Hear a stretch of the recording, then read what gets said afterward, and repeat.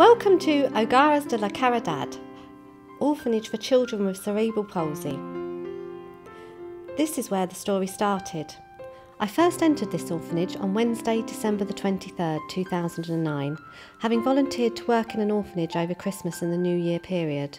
2 weeks before I arrived, I was told that I would be working in an orphanage for children with cerebral palsy. Nothing prepared me for this experience. I enter the orphanage and the smell hits me. The smell is of disinfectant and body odour and cooking. And there are noises, some of the kids screaming out. I'm greeted by Hermano Manuel, the monk in charge of this orphanage, and he shows me around. There is a room with 6 boys in it. They are bedbound. None of them can communicate. This is my first dormitory, and already I am so distressed I am dreading the rest of it. I am introduced to Israel. He is a teenager. He sits in a wheelchair by the radio all day. He can move his wheelchair a little bit, and if you talk to him he'll groan and smile in response. He actually seems happy. Then they take me to the TV room, where 3 little girls are in their wheelchairs. I am taken to another dormitory, where there is a 10-month-old baby girl called Mary Lou, who has Down syndrome and water on the brain. She was found abandoned on the streets. In total, on that first day, I only see 11 children, as the rest of them are out in local volunteers' homes for Christmas. But when I realise the extent of these kids' disabilities, it breaks my heart. They cannot even feed themselves.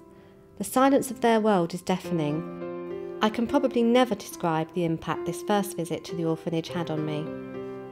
I spend 10 days here, helping where I can, changing beds, cleaning and feeding the children, and I form an incredibly strong bond with a very special 11-year-old little girl called Mariana. I call her M. She is very, very thin. I feed her on my first day and it takes me an hour and a half. She coughs and chokes and most of it goes on me, the floor, her bib. We persevere. Sometimes she cries when she is choking, so I rub her leg, her back, her face. At one point I just hold her hand. Her face lights up in wonderment as if nobody has ever held her hand before. I cannot help it, tears are streaming down my face. When we get to the jelly dessert, she is like any other child and eats it much quicker than the main meal. On Christmas Day, I'm asked to change Mariana's nappy and then I feed her again. We do a much better job today. Em is helping me, but it still takes forever. One of the local volunteers comes and takes a spoon out of my hand and tries to force feed her. Em looks to me for help. Yes, the bond and trust is already there. Em demolishes her jelly again, but she will not take her drink. She keeps laughing at me because I try so hard, but she's not having any of it. When we have finished, I sit and hold her hand. She smiles the whole time. She will not let go of my hand. Sometimes we just sit there quietly, always holding hands. I tell Em in my limited Spanish that she is beautiful and that I love her. I know now that she is my reason for being there. My bond with her is instantaneous and strong.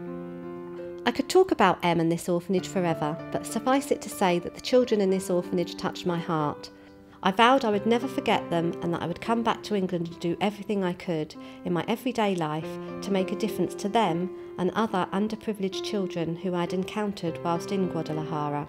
So these children, in what we call Mariana's orphanage, are the reasons kids around the world exist today. I returned here in April with my friend and co-founder of Kids Around the World, Kathy Heyman. I found it very heartwarming to see the children again and to see how happy they all seemed. They are looked after very well due to the kindness of the monks and the local volunteers, but they do not have enough funds for specialist care such as special needs teachers and physiotherapists. You can help in many different ways. You can give a one-off donation via our website, or you can sponsor one of these children by clicking on the Sponsor a Child button.